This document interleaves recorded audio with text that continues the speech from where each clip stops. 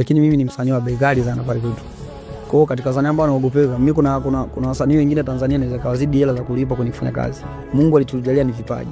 Sababu hata mpira watu wanapiga sana huko ndani. Kuimba watu wanaimba wengi sana. Ustaa na ukali ni vitu vile tofauti. Ninavyoelewa mimi.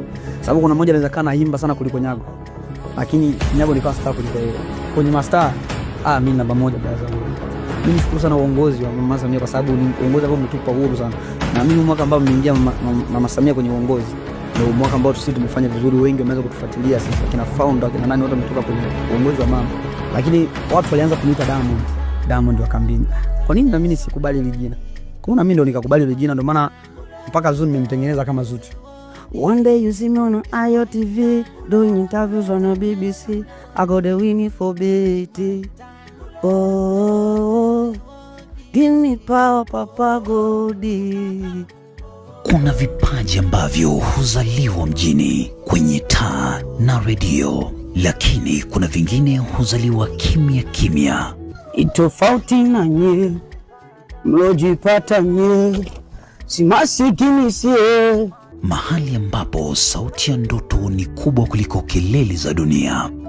Katika kambi ya Nyarugusu, Kigoma, mwaka wa 2004, alizaliwa kijana ambaye leo hii anaitwa Nyagoman. Jina lake halihitaji utambulisho kwa wakazi wa kambi hiyo. Alenga Welongo, kijana mwenye kipaji cha hali ya juu, moyo wa kupambana na sauti inayogusa mioyo. Ndani ya kambi inayowahifadhi maelfu kutoka DRC na Burundi, yeye amekuwa taa inayong'ara, star wa kweli. Nyago ameshinda tuzo 7 ndani ya Nyarugusu. Muziki wake ni mchanganyiko wa hisia, mitindo na maono makubwa.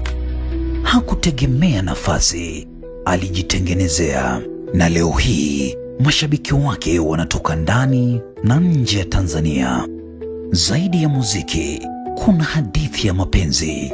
Ana wake 3, lakini moyo wake pia uko kwa Baby Zuu, msanii mwenye mvuto mkubwa kambini, anayeitwa Zuchu wa Nyarugusu.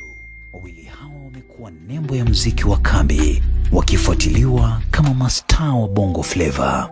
Sasa Nyago ametikisa mitandao kupitia ngoma yake mpya, It's My Time.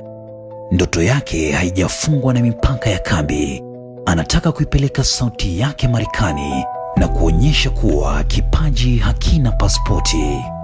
Mimi ni ripota wako Ali Dreams TZA.